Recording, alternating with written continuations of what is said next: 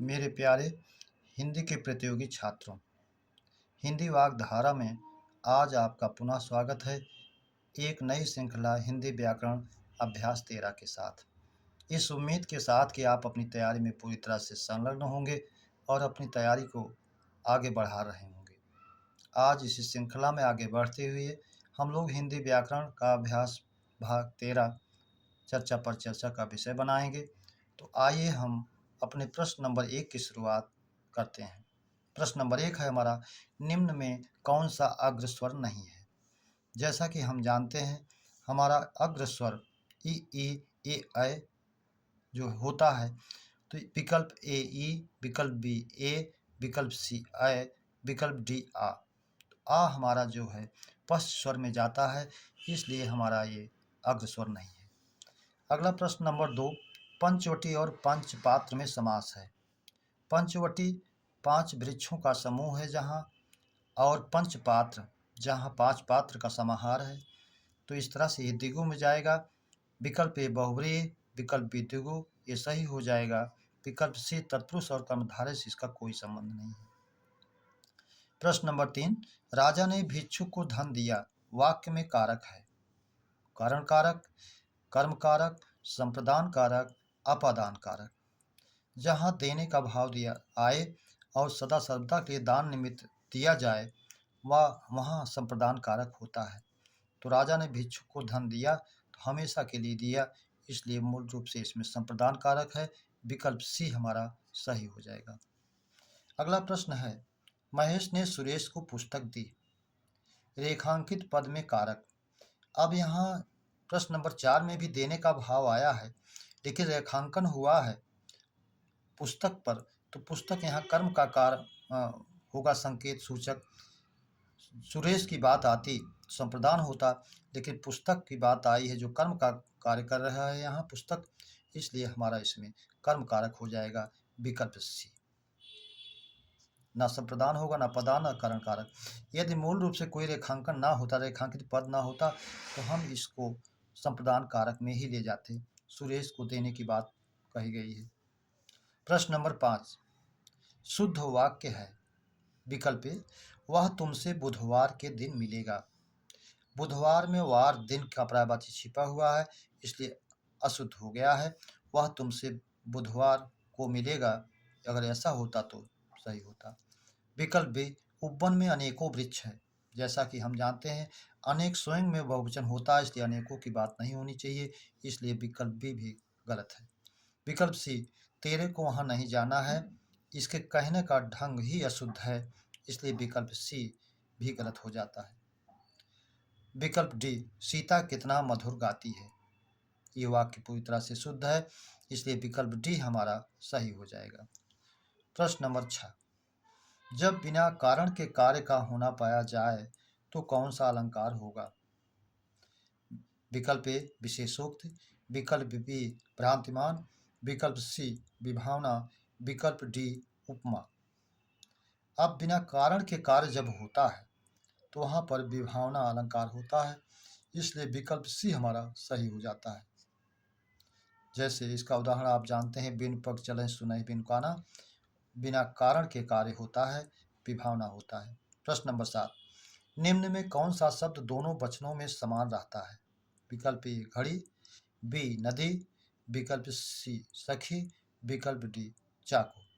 तो घड़ी को नदी और बहुवचन हम बना लेते हैं, ये एक वचन बहुवचन में रूप बदल जाता है, घड़ी घड़ियाँ, नदी नदियाँ, सखी सखियाँ। लेकिन विकल्प डी हमारा चाकू दोनों वचनों में एक समान रहता है। वैसे तिर्यक बनाते हैं इसका, ठीक है, चाकू का चाकू हो जाएगा तिर्यक बहुवचन, लेकिन मूल रूप से दोनों वचनों में एक ही माना जाता है। प्रश्न नंबर 8, अर्ध सममात्रिक छंद है। विकल्प ए रोला, बी गीतिका, सी बरबय, डी हर गीतिका। जैसा हम जानते हैं चौपाई, रोला, गीतिका, हर गीतिका सममात्रिक छंद में आते हैं, और दोहा, सोरठा, बरबय और उल्लाला अर्ध सम में आते हैं, इसलिए विकल्प सी हमारा सही हो जाएगा, बरबय।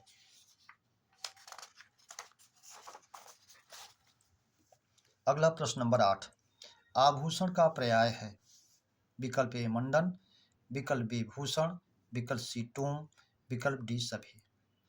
तो इस तरह से आभूषण का तीनों पर्याय हैं हमारे, इसलिए डी सही हो जाता है, सभी। टिप और टोम को जानते रहें।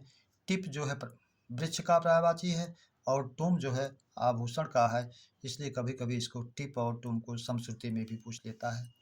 प्रश्न नंबर 10, मछलियां तालाब में तैर रही हैं, इस वाक्य में क्रिया है।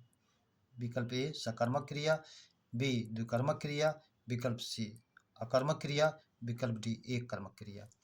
तो मछलियां तालाब में तैर रही हैं अकर्मक क्रिया है, जो उनका स्वाभाविक कार्य होता है। इस तरह के वाक्यों में कोई कर्म नहीं होता है, इसलिए विकल्प सी हमारा अकर्मक क्रिया हो जाएगा। प्रश्न नंबर 11, किस विकल्प में पर्यायवाची का अशुद्ध रूप है? पन्नग, उरग, आसी विष। तो पन्नग पद ना गमन, बिना पैर के जो गमन करता है सांप, सही है। उरग जो सर के बल गमन करता है, हृदय के बल गमन करता है, उरग ये भी सांप का है।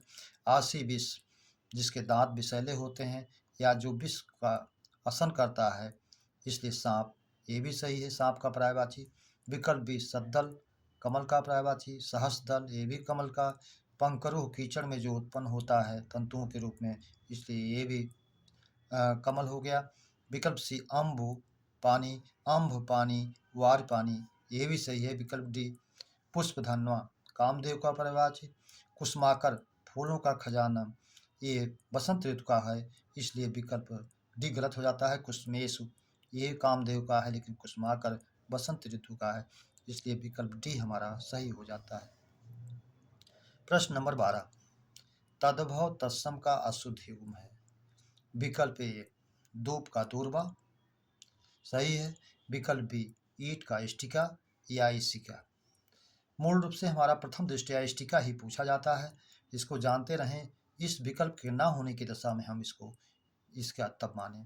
विकल्प सी कटहरा का काष्ठगृह, सही है।